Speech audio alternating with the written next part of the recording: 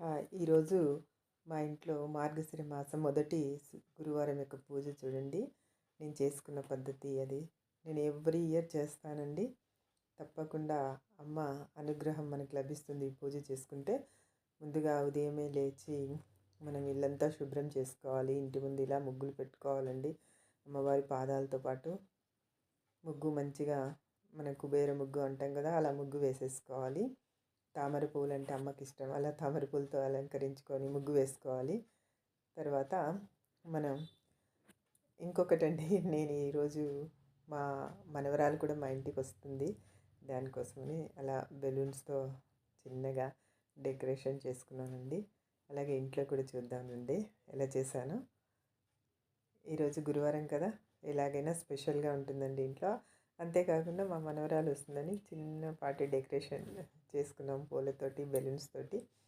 అలా పూజా మందిరం వరకు వేశానండి. అలాగే ఎలాగైనా అమ్మాయి వస్తుంది, అది కాక ఈరోజు లక్ష్మీవారం ఒకటి, అమ్మాయి ఇంట్లో వస్తుంది మనవరాలు మొదటిసారిగా అని చెప్పేసి నేను ఈ విధంగా డెకరేషన్ చేసుకున్నానండి.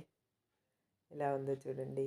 అంతేకాకుండా నేను చేసుకున్న పూజ కూడా మీరు చూస్తారని చిన్న వీడియో చేస్తూ ఉన్నానండి నేను ఇవాళ. చూడండి, పూజా గది వరకు అలాగ పూలతో డెకరేషన్ చేసుకున్నాను. గడపని ముందుగానే అలంకరించి పెట్టుకుంటానండి. చూసారా, ఈరోజు మా ఇంట్లో లక్ష్మీదేవమ్మ ఎలా ఉన్నారు చూడండి.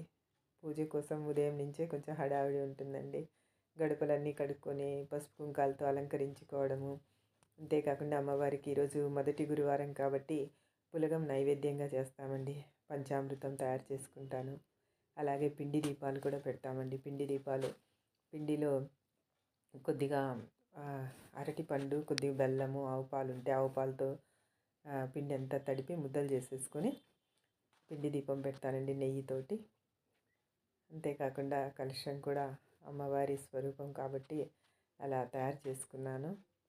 అమ్మవారి ఫోటోకి కూడా ఇవాళ అంతా శుభ్రం చేసేసి బొట్లు అవి పెట్టేసుకుంటానండి. గంధం బొట్లు, కుంకుమ బొట్లు పెట్టేసుకొని పూలతో అలంకారం చేసుకున్నానండి. ఈరోజు పూలమాల దొరకలేదు, అంటే ఇంటి దగ్గరికి రాలేదు, నేను ఉన్న వాటితోనే చేసుకున్నానండి. అలాగే పసుపు గణపతిని చేసుకొని ఫస్ట్ గణపతితో పూజ మొదలు పెట్టాలండి. ఫస్ట్ ఆ గణపతిని తలుచుకొని అతని యొక్క స్తోత్రాలు చదువుకున్న తర్వాత విష్ణువుకు కూడా మనం కేశవనామాలు చెప్పుకున్న తర్వాత అమ్మవారిని పూజించాలండి. అయ్యవారిని తలుచుకొని అమ్మవారిని పూజిస్తేనే కదండి అనుగ్రహం కలుగుతుంది. అలాగే చెయ్యాలి.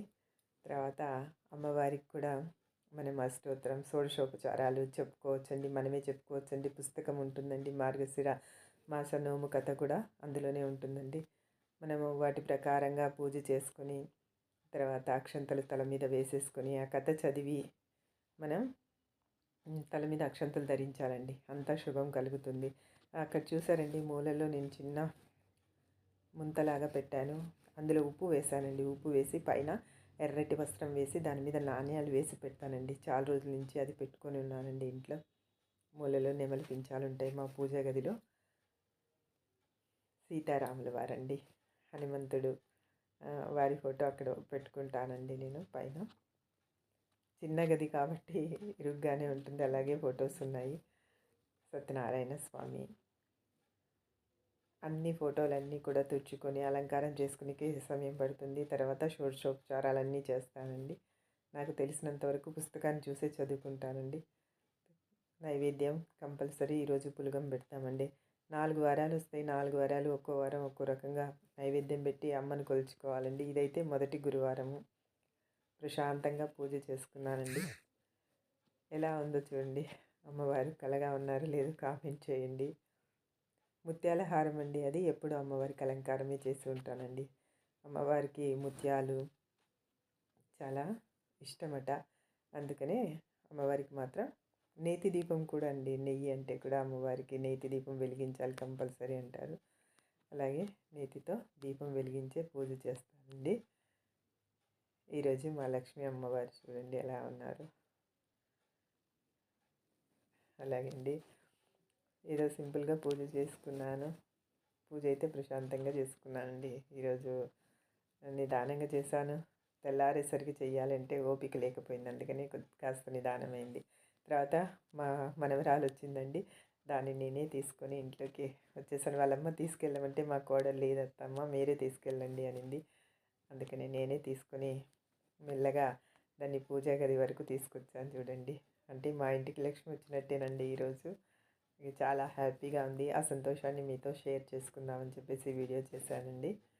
చూడండి మా పాప లోపలికి తీసుకెళ్తూ ఉన్నాను. అమ్మకు చూపించేసి